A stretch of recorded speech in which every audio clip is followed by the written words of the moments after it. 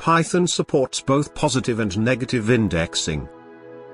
However, Java supports only positive indexing. What is the output of the following code? Can you guess the correct choice?